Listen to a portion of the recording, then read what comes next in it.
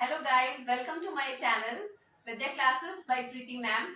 आज हम लोग आपको मिलवाएंगे हमारे जो भी स्टूडेंट्स लोग जिन लोगों ने इस साल आईएससी या डब्ल्यूबीएचएस में बहुत ही बेहतरीन रिजल्ट किया। आज आपको उन सारे कैंडिडेट से मिलवाते हैं, उन्होंने कैसे अच्छा रिजल्ट किया, किस तरह से उन्होंने पढ़ाई की, इसके बारे में आज वो अपना एक्सपीरियंस आपके साथ शेयर करेंगे। तो आइए, जिन्होंने हमारे कोचिंग विद्या क्लासेस से, बेलूर विद्या क्लासेस से टॉप किया है, फर्स्ट हुई है, और साथ ही हमारे विद्या क्लासेस की भी फर्स्ट कैंडिडेट नहीं है, फर्स्ट टॉपर नहीं है, साथ ही साथ वो अपने स्कूल की भी टॉपर है।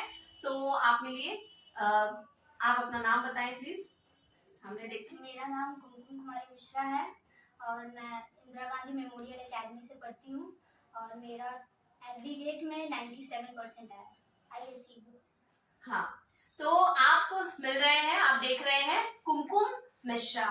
ये अपने स्कूल, इनके स्कूल का नाम है इंदिरा गांधी। इंदिरा गांधी में इन्होंने टॉप किया है, ये फर्स्ट हुई हैं 97% से, और साथ ही साथ हमारे कोचिंग विद्या क्लासेस की भी ये टॉपर रही है, इस साल की फर्स्ट कैंडिडेट, फर्स्ट हुई है इन्होंने। हमारे यहाँ से भी बहुत अच्छा रिजल्ट किया, बहुत अच्छा इनका परफॉर्मेंस रहा है। थोड़ा हम लोग जानेंगे कि इन्होंने पढ़ाई कैसे की, इनका क्या स्ट्रैटेजी रहा, ताकि इससे आपको भी हेल्प मिले और आप भी इसमें बेस्ट से बेस्ट कर पाए, इससे कुछ समझ पाए। कुमकुम, आप बताइए कि किस तरीके से, आप कॉमर्स के स्टूडेंट हैं, तो किस तरीके से आपने अकाउंटेंसी में कैसा आपने क्या स्ट्रैटेजी था, किस तरह से आपने प्रिपरेशन की। हम चाहते हैं दूसरे बच्चे भी आपको देखें, जाने, और इससे वो समझे कि उन्हें अपनी तैयारी कैसे करनी है। तो फर्स्ट ऑफ ऑल हम लोग का आईएससी बोर्ड में फर्स्ट ऑफ ऑल प्रिस्क्राइब किया जाता है टीएस ग्रेवाल। तो वो पहले हम लोग पूरा अपने विद्या क्लासेस में पहले प्रीति मैम और सर मिलके हम लोग को पूरा टीएस ग्रेवाल का पूरा A to Z कवर करवाए थे। उसके साथ डीके गोयल भी करवाए हैं हम लोग को पूरा। अमिताभ बासु किया हमने, आईएससी का स्पेसिमेन पेपर्स जितना भी हुआ है, और डिफरेंट बोर्ड्स मतलब स्कूल्स के प्री बोर्ड्स का पेपर, ये सारे, और जो नेट पे फ्री मटेरियल्स हम लोग को अवेलेबल होता है, हम लोगों ने अपने बोर्ड से पहले, इवन प्री बोर्ड से पहले वो सारा कंप्लीट कर दिया था। Very good, very good. और तुमको क्या लगता है कि तुम्हारा इतना अच्छा मार्क्स आने, इतना अच्छा परसेंटेज आने के पीछे और क्या रीजंस था? तुमने ये बात है कि तुम्हें हम लोगों ने तैयारी करवाई, अकाउंट्स वगैरह सारे सब्जेक्ट्स के प्रिपरेशंस करवाए, उसके अलावा और क्या रीजंस आपको लग रहा है कि अच्छा रिजल्ट होने के पीछे और क्या रीजन था? मैम, फर्स्ट ऑफ ऑल तो कोई भी बच्चा अगर अच्छा रिजल्ट लाता है, उसके पीछे उसके मम्मी पापा के या फिर उसके फैमिली के अलावा सबसे बड़ा हाथ उसके टीचर्स का रहता है। तो thank you ma'am for that, आप लोगों ने बहुत मेहनत किया हमारे पीछे। एंड सेकेंड ऑफ ऑल, मेरे को ऐसा लगता है कि टीचर्स एंड पेरेंट्स के सपोर्ट के साथ साथ एक बच्चा तभी पढ़ाई में अच्छा कर सकता है अगर वो रेगुलरली कंसिस्टेंटली अपने सेल्फ स्टडी पे ध्यान दे। सेल्फ स्टडी जो बोला जाता है हम लोग का मेन एक स्टूडेंट का मोटो होना चाहिए, क्योंकि विदाउट सेल्फ स्टडी ऐसा नहीं हो सकता कि कोई बच्चा अगर मान लीजिए 10 ट्यूशन से भी पढ़ेगा और वो घर में जाके उसको रिवाइज ना करे तो वो कभी अच्छा मार्क्स नहीं ला सकता। हाँ, बट वही था हमारे क्लासेस में, मैंने सिर्फ एक कोचिंग क्लास को फॉलो किया, उसी में मैम ने सर ने हम लोग को पूरा करवाया मिलके, और मैंने सिर्फ उनको अपना डिवाइन सोल माना है और सिर्फ उनको फॉलो किया। Thank you Kumkum, thank you so much. और मैं आप सबसे, जो भी मेरे इस वीडियोस को देख रहे हैं, वो सारे बच्चों से, जो पेरेंट्स हैं उनसे, जो भी व्यूअर्स हैं उनसे मैं ये कहना चाहूंगी कि देखिए, इस ये ऐसा कुछ भी नहीं है कि इम्पॉसिबल है। इस बच्ची ने इतना अच्छा स्कोर किया, ऐसा नहीं है कि इसने 10 ट्यूशंस लिए होंगे, ऐसा नहीं है कि बहुत ज्यादा एक्स्ट्रा फैसिलिटीज अवेलेबल है। बहुत मेहनत की है इस बच्ची ने, लिलवा से बेलूर तक ये पैदल चल के आती थी अपने भाई के साथ, बारिश हो धूप हो, इसने बहुत मेहनत की है, तब जाके आज ये इतना अच्छा रिजल्ट किया है कि मैं मतलब आप सबके सामने इसका इंटरव्यू लेने के लिए मतलब बिल्कुल बेताब थी कि आपको मैं इनसे मिलवाऊं, कि आप भी देखें और इसे जाने इसके बारे में। ठीक है, अब इसके बाद एक एक करके मैं आपको अपने बाकी कैंडिडेट से भी मिलवाऊंगी, वेट करें आप। नेक्स्ट कैंडिडेट देखिए, ये हमारे नेक्स्ट कैंडिडेट है, ये है दिव्या सोनी। ठीक है, ये भी हमारे इंदिरा गांधी स्कूल से हैं और इन्होंने सेकंड किया है। दिव्या, तो आप अपना परसेंटेज बताएं पहले प्लीज। मेरा नाम दिव्या सोनी है, मैं इंदिरा गांधी मेमोरियल एकेडमी में पढ़ती हूँ और मैंने 92% स्कोर किया है आईएससी से। अच्छा, तो हम लोग थोड़ा दिव्या से भी जानेंगे कि दिव्या का कैसा एक्सपीरियंस रहा अभी तक हमारे साथ हमारे क्लासेस में, और इसने कैसे स्टडीज की, कैसे इसका इतना अच्छा स्कोर हुआ। हम लोग दिव्या के बारे में जानते हैं। दिव्या बताएं आप थोड़ा। मैम सबसे बड़ा सपोर्ट आप लोग का रहा है कि आपने हर जगह हम लोग को सपोर्ट किया। कुछ भी हम लोग को नहीं आता था, आप हमेशा अवेलेबल रहते थे हम लोग को बताने के लिए। और मैम हम लोग के पेरेंट्स लोग का भी पूरा सपोर्ट रहा है कि वो लोग हम लोग को इतना सपोर्ट करते कि हम लोग आगे से आगे पढ़े और अच्छा डेवलप करें खुद को। और देखिए, मैं सारे पेरेंट्स से ये कहना चाहूंगी कि अभी के टाइम पर जो भी पेरेंट्स ऐसा सोचते हैं कि लड़के ही अच्छा करेंगे, लड़कियां नहीं कर सकती हैं या उन्हें फैसिलिटीज नहीं दी जाती है, तो देखिए ये आपने देखा हमारे यहाँ जो कैंडिडेट जो फर्स्ट है वो भी एक लड़की है, जो सेकंड है वो भी एक लड़की है, और मैं जो पढ़ा रही हूँ, मैं जो इनकी टीचर हूँ, जो इनका इंटरव्यू ले रही हूँ आज, वो मैं भी एक फीमेल कैंडिडेट हूँ। तो मैं आपसे एक ही बात कहूंगी, लड़कियों को पढ़ाएं, उन्हें भी सपोर्ट करें, ज्यादा से ज्यादा सपोर्ट करें, क्योंकि वो भी बहुत अच्छा कर सकती हैं। आज के टाइम पे कोई भी डिफरेंस नहीं है, चाहे वो लड़के हों और चाहे वो लड़कियां हों।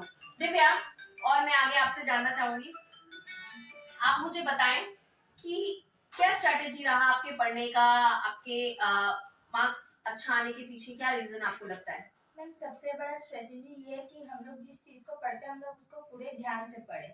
अगर हम लोग का अटेंशन उस पर नहीं रहेगा तो हम लोग उसको कितने भी बार पढ़े हम लोग को वो चीज़ समझ में नहीं आएगी। तो मेरा यही होता था कि मैं जब भी पढ़ूँ मैं किसी चीज़ को अच्छे से पढूं और उसको पूरा कंप्लीट करके ही मैं किसी दूसरे सब्जेक्ट पे ध्यान दूँ। और मैम हम लोग अगर अकाउंट्स हम लोग का मेन प्रायोरिटी है तो हम लोग का ये होना चाहिए कि हम लोग उसको रोज प्रैक्टिस करें। Very good. और हम लोग को ज़्यादा नहीं, हम लोग 2 से 4 सम भी करें तो हम लोग के लिए बहुत है। और अलग अलग बुक्स अवेलेबल है, टी.एस. ग्रेवाल है, डी.के. गोयल है, एम.एस. बासु है, और प्री बोर्ड के दूसरे स्कूल के पेपर्स है। ओके उन सबसे हम लोग हेल्प लेके अपना प्रिपरेशन बहुत अच्छी से कर सकते हैं। आप बच्चों को बताएंगे नहीं आपने टेस्ट कैसे दिए, कितने टेस्ट आपने टेस्ट में आपने कितना कैसा बार बार करके आपने टेस्ट दिए, जिसकी वजह से आपके हमेशा कभी कभी ऐसा भी होता था कि बच्चे टेस्ट दे नहीं पा रहे हैं और उन्हें मेरी तरफ से बहुत ज्यादा प्रेशर रहता था, बहुत मतलब कि नहीं टेस्ट देना है। लेकिन मुझे लगता है कि हर बच्चों को ज्यादा से ज्यादा टेस्ट देना चाहिए। टेस्ट से अभी के टाइम में बच्चे भागते हैं, तो जो भी बच्चे सुन रहे हैं प्लीज आप ज्यादा से ज्यादा टेस्ट दें, क्योंकि टेस्ट ही है जो आपको आपके माइनस पॉइंट के बारे में बताएगा, आप कहाँ कमी है वो आपको बताएगा, और आप तब जाके आप उसके अकॉर्डिंगली अपने आप को बेटर बना पाएंगे। क्यों? क्योंकि टीचर आपको बताएंगे कि कहाँ पे कमी है, किस वजह से आप में आपके मार्क्स कम आ रहे हैं। तो जितना टेस्ट देंगे उतना ज्यादा बेटर रिजल्ट करेंगे। क्यों दिव्या? यस मैम एकदम सही बात है। पहले मेरा भी इकोनॉमिक्स में बहुत सी प्रॉब्लम हुआ करती थी कि मेरे को डायग्राम में मिस्टेक होती थी या फिर मेरा लिखने का जो स्ट्रेटजी था वो ठीक नहीं होता। तो मैंने काफ़ी टेस्ट दिए, तो मैं आपने मुझे बताया कि मेरी कहाँ मिस्टेक हो रही है, फिर मैंने उन पॉइंट पे ध्यान दिया, तो इकोनॉमिक्स में मेरे बहुत अच्छे मार्क्स आए। Okay, thank you Divya. अब हम मिलेंगे हमारे नेक्स्ट कैंडिडेट से। ये हमारे कोचिंग के थर्ड टॉपर हैं। अब ये आपको अपने बारे में कुछ बताएंगे। बताइए उदित। मैं उदित Kumar Mishra. In that I scored 88% in class 12. I did. अच्छा, थोड़ा सा पैनिक है, थोड़ा घबराए हुए हैं, आपको बिल्कुल भी घबराने की जरूरत नहीं है। देखिए ये उदित है, थोड़ा बहुत कैमरे के सामने हो जाता है, सबके साथ होता है ऐसा। तो ये बच्चा थोड़ा सा पैनिक है, थोड़ा सा घबराया हुआ है। ये अपने स्कूल का थर्ड टॉपर है, इंदिरा गांधी से ही है। ये भी हमारे जितने कैंडिडेट अभी आपको मिल रहे हैं सब इंदिरा गांधी से मिल रहे हैं। इसके बाद आपको दूसरे स्कूल के भी कैंडिडेट मिलेंगे। अच्छा, आपका कितना परसेंट आया उदित टोटल? 88.2. 88.2 उदित। और मैं जितना आपको पढ़ाई हूँ, जितना आपको जानती हूँ, उसके अकॉर्डिंगली आप और बहुत ही बेहतर स्टूडेंट है और बहुत अच्छा स्कोर कर सकते थे। Yes, ma'am. आप बहुत ही स्टूडियस हैं, तो आपका मतलब 90s में रहना चाहिए था। मतलब मेरे अकॉर्डिंगली 90s में रहना चाहिए था। तो क्या हुआ रीजन इसके पीछे? वो लास्ट एग्जाम अकाउंट्स का था, उसमें ना पहला 2 क्वेश्चन सब तो एमसीक्यू सब इजी था, वो तीसरा एमसीक्यू में थोड़ा सा क्वेश्चन थोड़ा सा हार्ड हो गया, इसलिए पैनिक हो गए थे। इसलिए थोड़ा सा वो पैनिक का सिचुएशन में कोई आगे का क्वेश्चन सब करना थोड़ा सा पैनिक में नहीं हो पा रहा था आगे क्वेश्चन सब। अच्छा, देखिए आज ये बहुत इम्पोर्टेंट आपके लिए ये सुनना जरूरी है। कभी कभी क्या होता है कि कुछ बच्चे बहुत अच्छे होते हैं, बहुत बेहतर कर सकते हैं, उनकी क्वालिटीज बहुत अच्छी होती है, लेकिन ये जो समस्या है ना, ये पैनिक हो जाना, घबरा जाना, एग्जाम के पहले, एग्जाम फोबिया, डर जाना कि क्या होगा, सब आता है लेकिन उसके बाद भी एग्जाम में बैठे और भूल गए, याद नहीं आ रहा है आंसर्स क्या है, क्यों? बोर्ड के एग्जाम का डर। तो ऐसा बहुत बच्चों के साथ होता है। मैं इसीलिए जानबूझ करके मैं चाहती थी कि आप उदित से मिलें और आप जाने ये बात कि कभी कभी ऐसा होता है कि बहुत अच्छे से अच्छे कैंडिडेट भी अच्छा परफॉर्म नहीं कर पाते हैं, जैसे कि उदित जैसे कैंडिडेट। उदित एक बहुत ही अच्छा कैंडिडेट है, लेकिन जस्ट एग्जाम की वजह से डर, घबराहट, पैनिक हो जाना, तो इसका मतलब ये नहीं है कि यहाँ पर वो हार गया, वो पीछे हो गया, वो आगे कुछ नहीं कर पाएगा। तो जो भी बच्चे ऐसे कुछ अपने मार्क्स की वजह से अपने उस एग्जाम में अच्छा परफॉर्म नहीं कर पाए या वो जितने के लिए कैपेबल है उनको उतना रिजल्ट नहीं आया, तो आप बिल्कुल भी डिमोटिवेट ना करें अपने आप को, बिल्कुल बिल्कुल भी ना घबराएं। क्यों? क्योंकि अभी आगे लाइफ में बहुत सारे एग्जाम्स बाकी हैं। अगर आप वाकई अच्छे कैंडिडेट हैं और अगर ऐसे किसी सिचुएशन की वजह से आप एक बार अगर आप देख चुके हैं कि क्या हुआ, मैं पैनिक हुआ तो मेरा रिजल्ट खराब हुआ, तो आप अपने आप को पहले मेंटली स्ट्रांग बनाएं, मेंटली अपने आप को प्रिपेयर करें कि एग्जाम डरने का नाम नहीं है, बिल्कुल फ्री होके जाना है और जो हमने सीखा है बस उसे वहां 100% परफॉर्म करना है। रिजल्ट जो होगा बिल्कुल भी नहीं सोचना है। और अगर आप अच्छे कैंडिडेट हैं तो कोई बात नहीं, जो आज हो गया आप तो इससे बहुत ज्यादा परेशान नहीं होना है कि अभी खराब हो गया तो अब आगे कुछ नहीं है। बहुत बच्चे बहुत कुछ नेगेटिव स्टेप्स भी लेते हैं, तो ऐसा बिल्कुल भी नहीं करेंगे। अभी आप बहुत सारा ऑप्शंस है, अभी आपके पास बहुत रास्ते खुले हैं, बहुत एग्जाम्स लाइफ में बाकी है, उसमें बेटर आप करेंगे। कैन आपके पास नॉलेज अच्छा होना चाहिए। मार्क्स मैटर करता है, लेकिन सिर्फ ये नहीं कि सिर्फ मार्क्स मैटर करता है। नॉलेज अगर सही है, आज मार्क्स कम है, कल आपको आगे बढ़ने से कोई रोक नहीं सकता। ये बात आप याद रखिएगा मेरी, ठीक है उदित? Thank you. देखिए अब मैं आपको अपने और नेक्स्ट कैंडिडेट से मिलवा रही हूँ। ये है प्रियंका सोनी, ठीक है? आप ये भी एक्चुअली इंदिरा गांधी की ही कैंडिडेट हैं। तो इन्होंने अपने स्कूल में 4th रैंक किया है। आप थोड़ा सा इनके बारे में भी जानेंगे। बताइए प्रियंका, आप कुछ कि आपका कैसा एक्सपीरियंस रहा, कैसे आपने पढ़ाई की, आप कितना सेटिस्फाई हैं अपने रिजल्ट से? मेरा नाम प्रियंका सोनी है और मैं इंदिरा गांधी मेमोरियल एकेडमी में पढ़ती हूँ। मेरा आईएससी क्लास 12 में 85% आया है and it was possible all because of you ma'am, so thank you so much। Thank you. और कहीं ना कहीं आई थिंक दैट मैं और अच्छा कर सकती थी, बट बिकॉज मेरी जो है टू बी ऑनेस्ट मेरी हैंडराइटिंग उतनी अच्छी नहीं थी एंड मुझे कई बार मेरी टीचर्स ने भी जो है मुझे अपनी हैंडराइटिंग पे ध्यान देने के लिए कहा, बट मैंने ऐसा नहीं है कि मैंने ट्राई नहीं किया, मैंने ट्राई किया बट मैं उतनी अच्छी नहीं कर पाई। सो आई थिंक मैं अगर अपना हैंडराइटिंग पे थोड़ा ध्यान देती तो मैं थोड़ा और अच्छा कर सकती थी अपने एग्जाम्स में। एंड फॉर माई स्टडीज मैंने जो है कई तरीके। हाँ बिल्कुल बिल्कुल, मत घबराएं आप, ठीक है? सब सुन रहे हैं आपको, बिल्कुल घबराने वाली बात नहीं है। कहीं आप बिल्कुल फॉर अकाउंट्स मैंने फर्स्ट ऑफ ऑल हम लोगों ने जो है अपने जो मेन बुक हमारा है राइटर टीएस ग्रेवाल, हमने उनके सारे सम्स कवर किए एंड देन हमने जो है डीके गोयल, अमिताभ बासु और इंटरनेट पे जो मटेरियल्स है अवेलेबल हमने उनसे भी प्रैक्टिस की। एंड द मोस्ट इम्पोर्टेंट हमने आईएससी के स्पेसिमेन पेपर सॉल्व किए, डिफरेंट स्कूल्स के हमने प्री बोर्ड के पेपर सॉल्व किए एंड और इकोनॉमिक्स भी जो है मेरा इतना अच्छा नहीं था बट मैंने जो है उसके लिए पूरी मेहनत की और मैंने उसमें 84 स्कोर किया है। Okay Priyanka, thank you so much. तो आपने प्रियंका से बात करके आपको एक बात समझ में आई कि हैंडराइटिंग बहुत मैटर करता है। आप अगर कितने भी अच्छे कैंडिडेट हैं, प्रियंका भी बहुत अच्छी कैंडिडेट है, बहुत स्टूडियस है, लेकिन आप देख रहे हैं कि वो और बेटर रिजल्ट हो सकता था। स्कोर होने के पीछे रीजन क्या है? हैंडराइटिंग। आप देखिए हर एक वीडियो से, हर एक कैंडिडेट के इंटरव्यू से आपको मैं कुछ सिखाने की कोशिश कर रही हूँ। ये इंटरव्यू आपको कुछ बताने के लिए है, सिर्फ इनसे मिलवाना नहीं है। इनकी गलतियों से आपको, आपके लिए एक सीख है कि आपको वो समझ जाना है ताकि आप उन गलतियों को ना करें। और इन्होंने जो अच्छा किया, जिससे इनके साथ अच्छा हुआ, उससे कुछ सीखने के लिए भी है। तो आपको समझ में आया, हैंडराइटिंग पर ध्यान दीजिए, ज्यादा से ज्यादा कोशिश करें अपने हैंडराइटिंग को बेटर करने की। अब हम लोग मिलेंगे हमारे नेक्स्ट कैंडिडेट, वो है क्रिश शर्मा। लीजिए आज अब हम आपको मिलाते हैं हमारे एक और कैंडिडेट से। हाँ देखिए, आप फर्स्ट, सेकंड, थर्ड, फोर्थ सब मिल चुके हैं, वो है इंदिरा गांधी।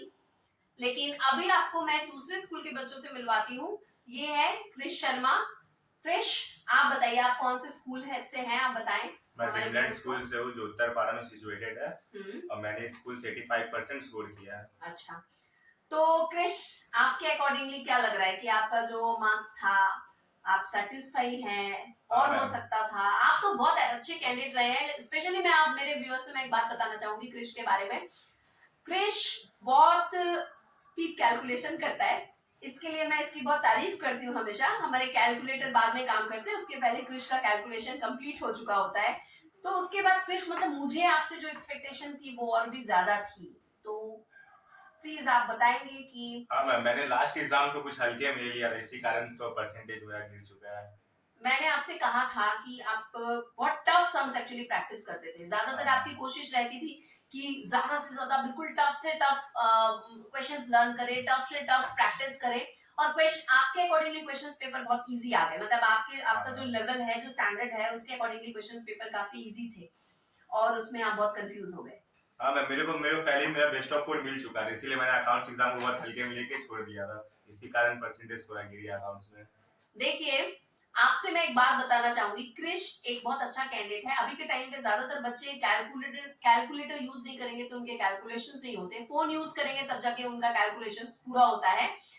लेकिन क्रिश मतलब मेरे जितने भी पढ़ाए हुए कैंडिडेट है उसमें से क्रिश को मैंने नोटिस किया कि क्रिश क्या करता है, बहुत जल्दी जल्दी बहुत स्पीड कैलकुलेशन करता है। वो कैलकुलेटर बहुत कम यूज करता था, उसको मैंने कैलकुलेटर बहुत रेयर यूज करते हुए देखा है या यूज नहीं करते हुए देखा है, मैं आपसे ये कहूंगी। लेकिन क्रिश ने क्या किया, क्रिश ने हमेशा ज्यादा से ज्यादा बहुत टफ टफ चीजों को प्रैक्टिस किया, और जो इजी होते थे उसने उसको ये कहना होता था मैम ये तो इजी है, ये तो हो जाएगा, इसको करके क्या होगा।